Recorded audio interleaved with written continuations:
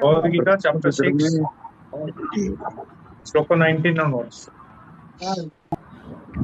Yatha deepo nivatastha ningate stopama smruta yogino yata chittasya yunjato yogamatmana yato paramate chittam niruddham yoga sevaya yata chaivatmanatmanam pasyannatmani tushyati सुखम अत्यंतिकम यत्तद् बुद्धिग्राह्यम अतीन्द्रियम वेत्ति यत्तत् न चैवायम स्थितश्चलति तत्त्वतः. श्लोक 22. यम लब्ध्वा चापरम लाभम अन्यते नाधिकं ततः यस्मिन् स्थितो न दुःखेन गुरुणा विचालयते न विद्या दुःख संयोग वियोगम योगमञ्जितम् न निश्चयेन योक्तव्यः योगो निविर्न चेतसा. श्लोक 24. संकल्प प्रभवान् कामान् त्यक्त्वा सर्वान् अशेषतः मनसैवेन्द्रियग्रामं विनियम्य समन्ततः. श्लोक 25. शनैः शनैः रूपमस्मेत् बुद्ध्या धृति गृहीतया आत्मा संस्थं मनः कृत्वा न किंचिदपि चिन्तयेत्. हरि ओम.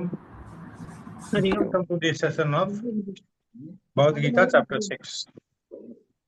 And before that, today is the Ram Navami. So, Ram Navami के लिए सबको शुभेच्छा.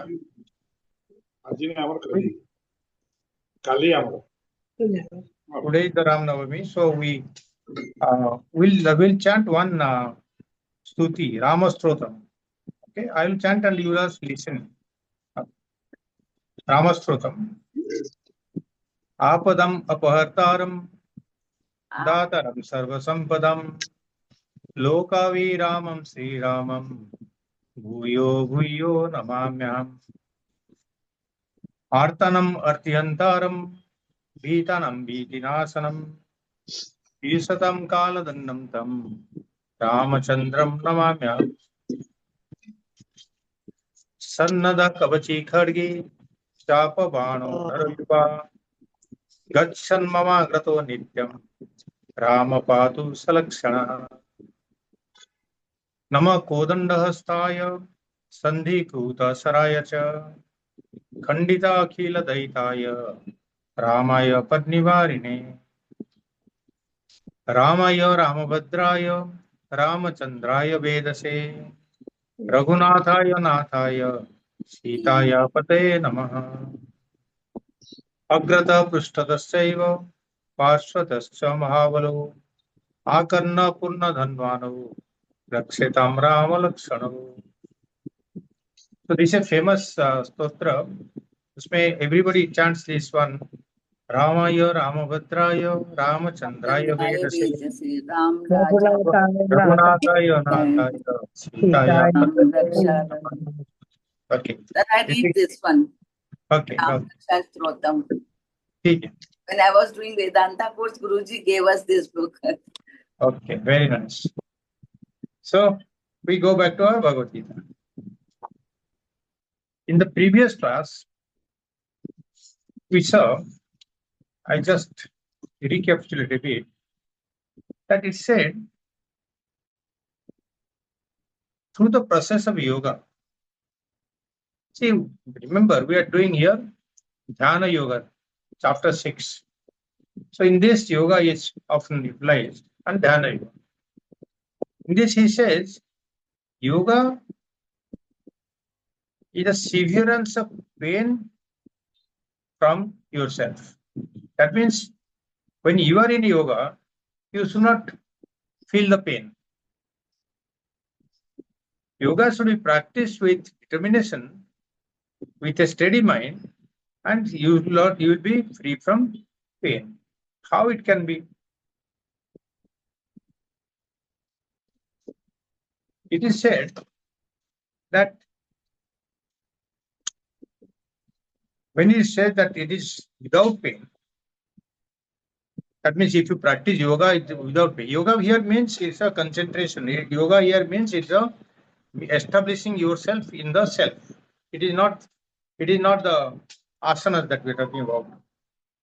So this yoga, when you give up all the desires and be concentrate your mind on yourself, the self, then you get associated with the self and you forget about everything else, which means that means even the sorrow you will not come to touch you because you are detached from all the sansari, all these emotions. So when the sloka is saying that there will be a separation from yoga, yoga sanjitam. So that dukkha, yoga, it is not actually that dukkha, the sorrow, it will not vanish away. Separation from yoga, separation from sorrow in yoga doesn't mean that the sorrow will not remain. Can the sorrow go away if you practice yoga? No. Yoga is not mere separation from the dukkha, from the sorrow. Sorrow will be present. Dukkha as it is, it will remain there.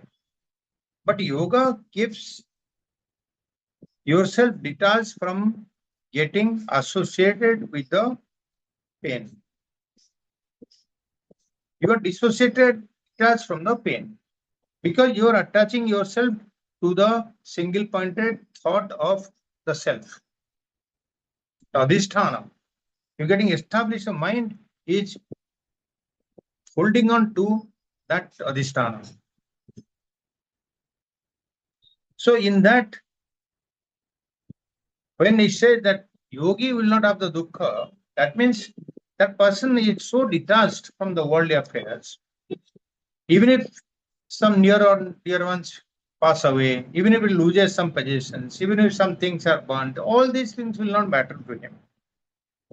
Let possessions be stolen. That will not matter to him because he is established the self. That is the complete, that is everything is there, Purnatvam.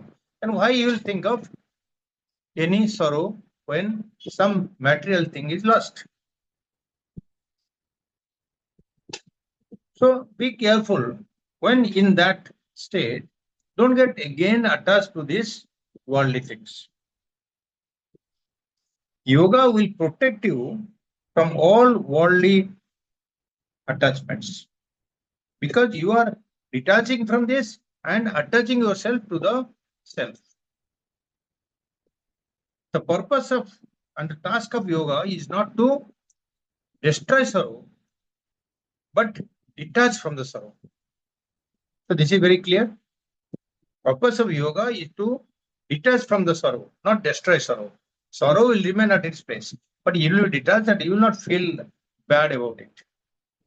That is all what is the even Bhagavad Gita is teaching that one. Now let's come to this two slokas. Sankalpa Prabhavan Kaman. Sankalpa means some resolve, some imagination that has come. Kaman means the desires. So the desires are born of sankalpa, some resolution. Tattva sarvan asesata. Tattva means by giving up. Sarvan all. Asesata means without any holding up, without any desire. So you give up all the desires. The desires which are born of your sankalpa, mana sankalpa is बोलते हैं. So one of that, all that you give up. Then manasaiva indriya kramam viniyamya samantata. So by abandoning all desires born out of sankalpa, without any holding back, without any reserve, and completely restraining the whole, all the senses, all the group of senses. There are many senses are there, 5 senses and 10 senses, whatever you call it. It is calling Manasai Indriyo Gramam. The whole village of Sankalpa, desires, lock, stock and barrel, everything, all that you give Viniyamya Samantata. You keep that, restrain that from your mind, and Samantata from all sides, whatever is coming, you hold on to, restrain that. After that, you have to do Sloka 25. We'll do both the slokas together today. Sanay Sanay Rupam Ramayat Buddha Riti Gruhitaya. So we'll do Sloka 25 and 24 and 25 together. Sanay Sanay means gradually, slowly, slowly. Sanay Sanay means slowly, slowly. Uparamat means uparama, to reduce, to be quiet. Slowly, slowly you become quiet. Buddha Dhriti Gruhitaya. Buddha means buddhi, by the buddhi, by the intellect. Dhriti Gruhitaya. That means Dhriti means steadfastness, holding on to, firmness. So by holding on, by the use of Dhriti, by the firmness, you come to establish yourself in Atma Manasendra, this Atma Sanstham Mana Krutva. Atma Sanstham means Atma in your own self. Sanstham means establish, be there at one place, Sastha. So bring your mind to the Atman only and get established at Atman. Mana Krutva, then na kinchit api chintayet. After that, don't think of anything. Once you establish your mind in the self, after that you don't think of it. Na kinchit api chintayet. Nothing at all you think. So it says, gradually let him attain the quietude. Manasanta karo, peace karo. How to do that? By using the intellect. By buddhi ko use karo. And while you are using the buddhi, also be steadfast in that. Be firmly you do that. With perseverance you do that. And make the mind fixed in the self. One should not think of anything else. So this is the statement. This is the meaning of both the slokas. But we'll go analyze and go deeper into it. Right? In the previous sloka, we saw that the goal of yoga was to restrain the mind through practice.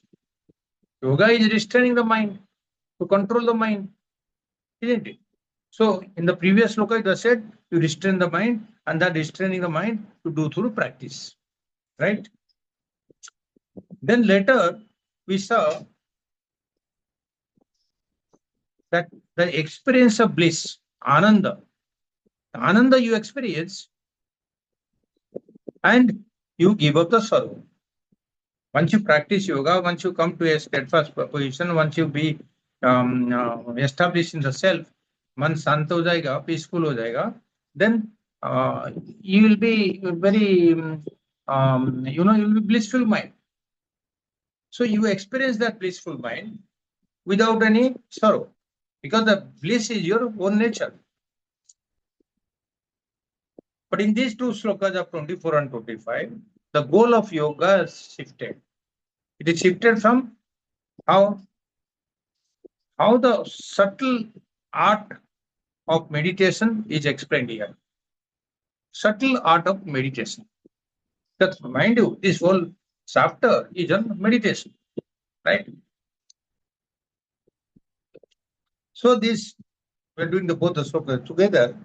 So by renouncing all desires fully by the mind, then you control all senses, sense organs, which are wandering out in the entire world of their senses. sense object. The sense organs wander to the world of sense objects. It is not. It is not sufficient that you control or restrain your desires. The previous sloka that you control or restrain your desires through practice. But here it is saying it is not sufficient only to restrain your desires. You also have to completely remove the desires. He's saying asesata. Asesata means without having anything, there is nothing to be left. Lock, stock, barrel, everything you have to remove. Even the desire for being a perfect yogi or you have to be a Mahatma or a realized person, such desires also should not be entertained. Now, he's also saying that the desires are born of sankalpa. Please remember this statement. Kama or desire is born of sankalpa or resolve.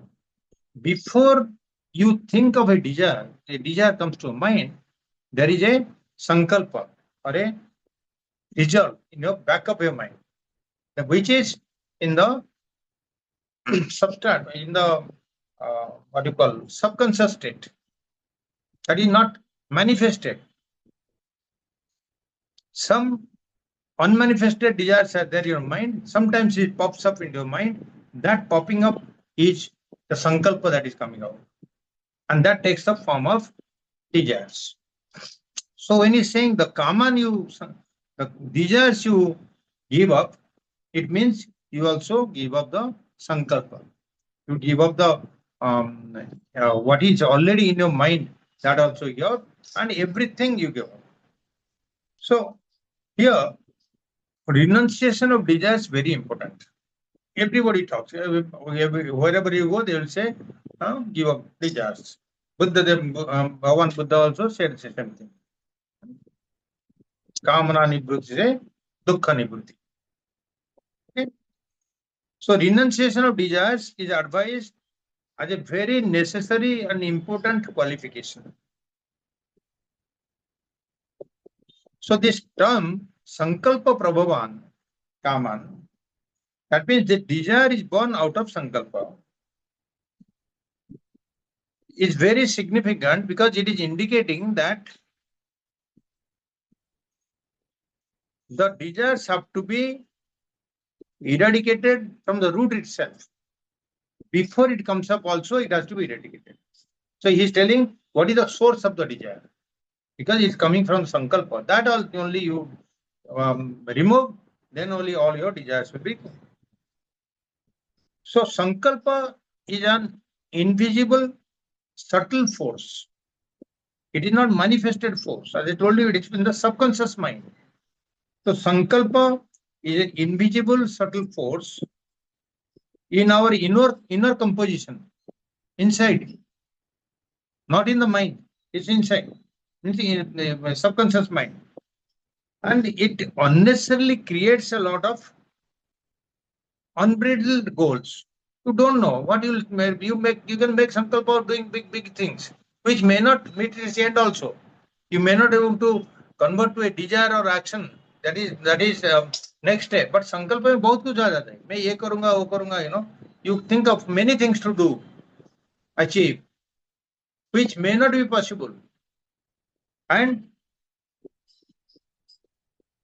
there may not be, the desire may not come, or if it just comes, you may strike off the desire, or if the desire comes, you may not be able to put that into action also. So most of the sankalpas don't meet the goals. So that's why the power of the unconscious or subconscious mind is the power of sankalpa. That is called sankalpa shakti. But a Mahatma or a realized person, when he makes a sankalpa, then that sankalpa shakti becomes very, very powerful, because the Mahatma is not only holding on to the individual power, he is also being aided by the universal being, the Purusha Shakti. The power of the universe also collaborates with the Mahatma's Sankalpa to fulfill his Sankalpa. Otherwise, the Mahatmas, the rishis cannot achieve so great things, because they don't have any personal ambitions. The Sankalpa is not for personal goals. So, as long as we are not come to that level, so our Sankalpa should be limited to the what we can achieve, what you can convert to desires, and desires to action, to achievement. Your accomplishment will be measured by the end result, not by the Sankalpa or desires. So those sankalpas which are breeding desires, that also have to be eradicated.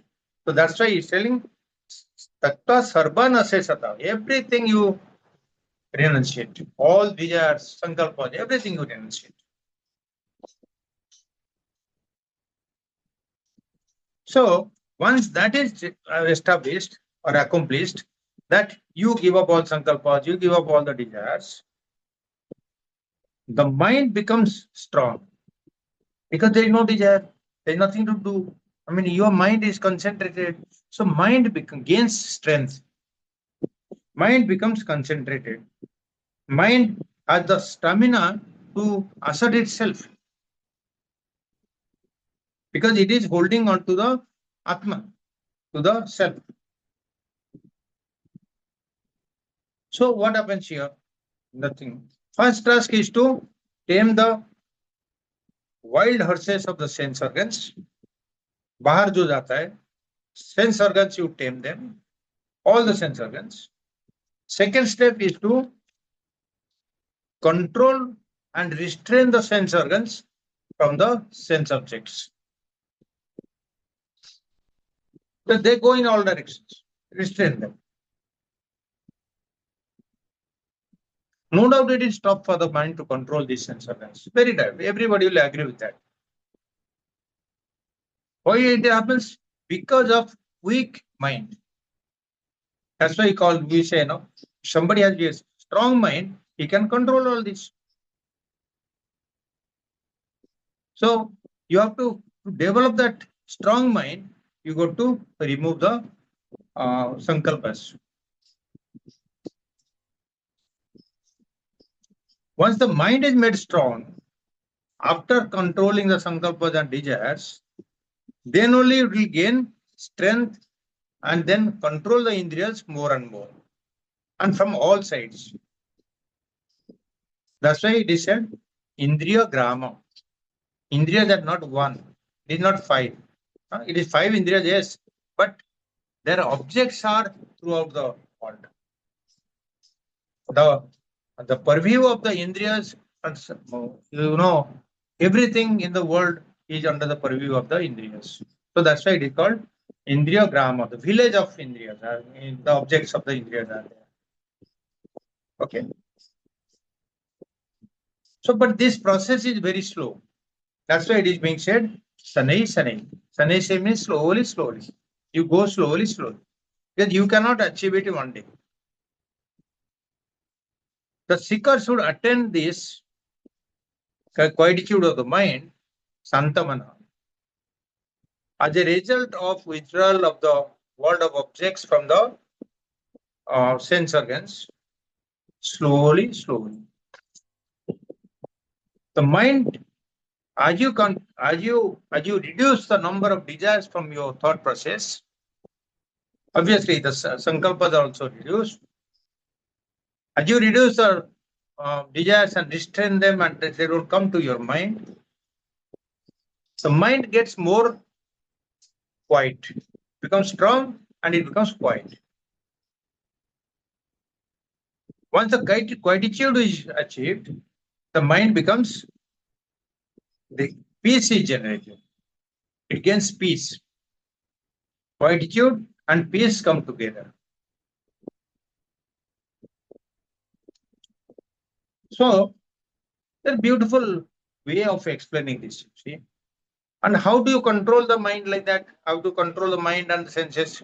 Before that, there is one more uh, organ called intellect, buddhi.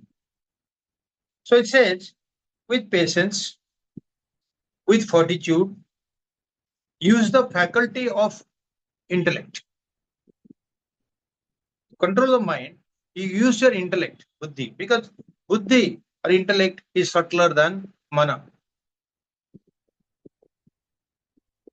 So you can control by the use of intellect, you can control the mind, and the intellect will use its own power of discrimination. What is good, what is bad. It will refer to the memory also to get all the past data. All that, then you will compare and tell you what is good and bad, what is to be done or not done. So he'll guide the mana accordingly. So intellect it will be used. It is to be used for bringing full control of the mind. So, but when you control the mind, what you do the mind? You cannot leave it blank. So, what you do is divert the mind.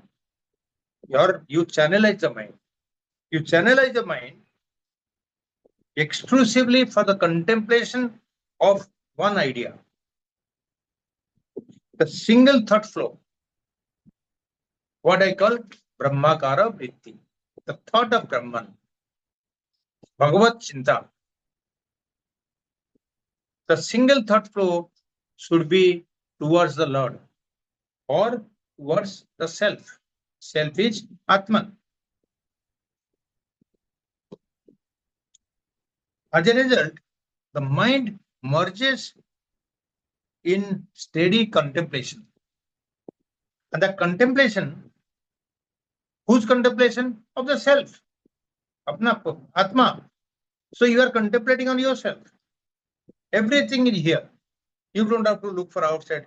You don't have to look for Bhagavan outside. You don't have to look for strength outside. Everything is here. You'll get put nothing.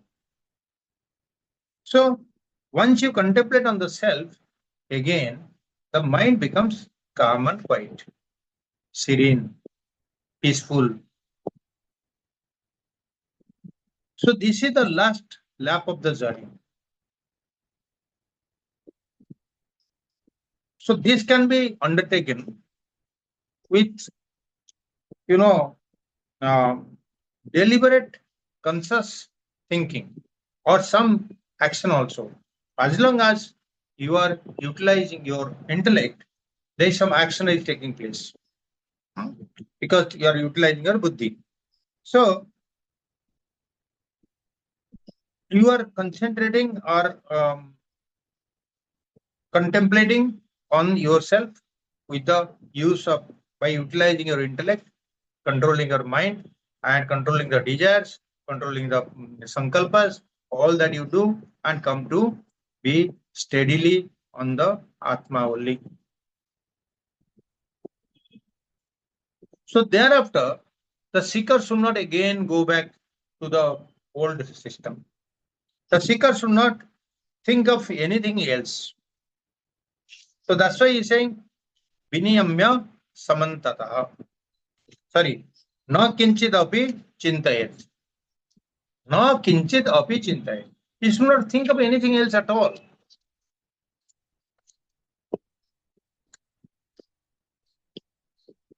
But deliberate action is over. As long as you are trying to control the desires or the thoughts or the indriyas and the mind, all these are deliberate actions. You are putting forth your efforts to control, to renounce. So during this time, the mind will hold on to the self and without distracting itself, it must continue dwelling in a state of inward peace. After this, the seeker has nothing more to achieve. All that he can do is to avoid starting a new line of imagination. Because मन में और कुछ आ जाता है. Once you are contemplating of the self, something else will come in the mind. So to avoid that line of thought, a new sankalpa that may come to mind. But even if a sankalpa comes, let it come, let it go. Don't hold on to it. If you hold on, then there will be a chain of thoughts, one by one. One sankalpa came, that what will happen, that to that, like that, it will be a chain. So don't hold on to the thoughts, let it come, let it go. Let the seeker maintain the inner silence undisturbed by any new thought. Maintain this inner silence. Dive deeper. See, now you are already utilizing all your sense organs, or not utilizing the sense organs, or using the mind and intellect. Now you are contemplating of the self. Then be there. Wait with patience. And then in that serenity, in that peaceful state, you will transcend the mind, transcend the intellect itself, for which no effort is required. For example, when you go to sleep, you can try sleeping many ways, You come this side, sleep that side, put a pillow here and there, all that you do. But you don't know when you are going to sleep, right? Sleep comes by itself. Same way, from the contemplation that we are doing by using the mind and intellect, remain there in that state for some times. Don't think of anything else. Automatically, it will transform into establishing in the presence of the Supreme before long. You will be merged with them. The mind will be merged with them. Remain in that state for some time. It will not remain for long. You may come out again. But achieving that itself is the great achievement, accomplishment. You are transferring your intellectual understanding and actions to super intellectual, or transcending the intellectual actions into no action. Normally people say that is transcending the mind. Yes, that is correct. It is also more correctly, it is transcending the intellect. See, mana is something which has savishesha jnana. Mana is having information about everything, right? You have so many, full, you say, storehouse of information coming from all the indriyas about different objects. But when you are concentrating on the Atma or mind self, that has nirvishesha jnana. That means that jnana is not so many objects and things. It's an undivided knowledge. One jnana only. That jnana is the pratishtha. This is adhisthana. This is the substratum.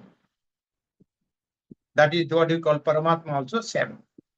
The substratum. So you are contemplating or putting a mind on the substratum where there is no other knowledge. The one and only one jnana of the Paramatma. So this is the difference between that Mana and Atma. Bring all the knowledge is there, all information in the mind is playing, then you are trying to concentrate, and after concentrating, you are being established in that self, the Atma, which is one knowledge. There is no more, nothing else. And that knowledge also is the when you wake up, or when you your mind again starts working, this will become full of information. You will be privy to a lot of information which you may not be knowing before also.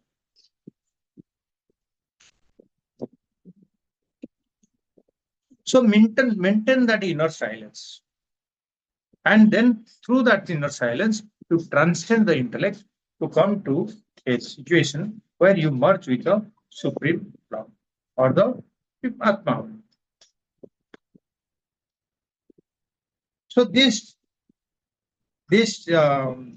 merging, from one to another, is very beautifully explained in Kathopanishad. Kathopanishad, chapter 1, 3, 13. It says, Yached bang manasi prajna, tadached jnana atmani, jnanam atmani mahati, niyached, jnanam atmani mahati niyached, tadached santa atmani. It may sound uh, you may not be able to understand, but obviously that's correct. I'll just tell you in English. Yached bang manasi prajna. Hey prajna, a wise person, the prajna, the wise person, what he does, let him merge the speech in the mind. Bang means speech, and bang manasi means in the mind. Let him put the mind, put the speech in the mind. पहले speech को मन में डालो. Okay. Then tadachet jnana atmani. The mind you put in the intellect. That means you merge that in the intellect. And the intellect into the great Atman or Mahat Atman that you. Okay. The intellect then you put in the Atman. The great Atman into the beautiful, peaceful Atma. That means the Atma, which is universal ego, that you put into the universal Atma. So in this step by step, it is. When this mantra, Kathopanishad mantra is discussed, there are 2-3 points that it comes, is that there are two types of egos, and that transcends to another. Ego, what we call it, the ahankara. One is individual ego. Everybody has some ahankara. Ego is there. That particular self that I am is the individual ego. Then there is a general ego, sabke saath, that means universal ego. That is the Hiranyagarbha. It is called the great soul because it is all pervasive. That is also ego. When the Ishwar is saying Ishwar is doing, means he has the ego, he is doing it. That's the universal ego. But when you come to Santa Atma, peaceful Atma, that means your peaceful self is free from all types of ego. It is all pervasive, homogeneous, and consciousness itself. That is the peaceful Atma.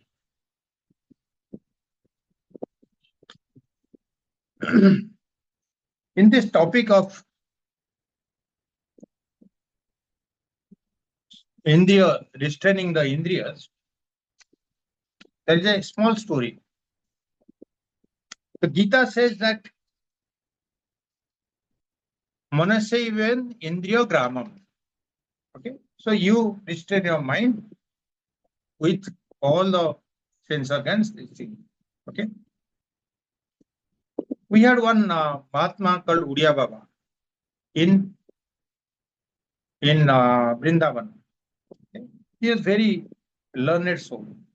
So once he was walking with his disciples, many saints also with him. So one of them was talking too much. So he said, "Hey Baba, you stop talking." Okay. Then the monk, what he did, he took a piece of paper and wrote 144 on that. That 144 refers to a section 144 of IPC code. That not many people should gather and all that. That code is there. Section 44 लगाते हैं ना, वही. So वो लेके वो बांध दिया ऐसा मुंह में. That means he will not talk too much. But he is not talking too much, but he is doing everything else. Okay, his mind is going everywhere, and he told the people that see, हमें section 41, 44 लगा दिया और मैं बात नहीं करता. but man घूमता है इधर उधर उधर करके. So here when he's saying Indriya Grama means the village, the पूरा society, उसका सब लोग जितना तरीका का इंद्रिय है, everything should be controlled, including the manasai Indriya Grama. That means including the mind, everything to be controlled, restrained. And even if you one Indriya you control, that mind slips out. Suppose there are many people do, you know, upasana, or they, what you call, they don't speak for many days also, they don't speak. Okay. So, but they'll not speak, but they'll write in the piece of paper, they'll write, hey, karo, karo. Mind is moving out also. Okay. So, no control of one indriya also not sufficient. You have to control all indriyas, including the mind. So with this, we understand. So we understand from these two slokas that you have to restrain your desires, control your desires, and desires born out of sankalpas. You have to control the sankalpas also, and you have to control all types of desires, and from the sense organs, sense objects itself, everything has to be controlled. And the controlling is very slow, sane, and that a system is there. Mind has to be controlled by the intellect. Intellect has to merge with the self, and the self will be merging with the total self. And the method that I suggested is that slowly you, while contemplating on yourself, you remain in that quiet solitude for some period, so that automatically you transcend the intellectual activity into a merging of the self with the pure self. This is what we have come to do. Chalo, I'll close it now. Okay? Thank you, sir. Hariam.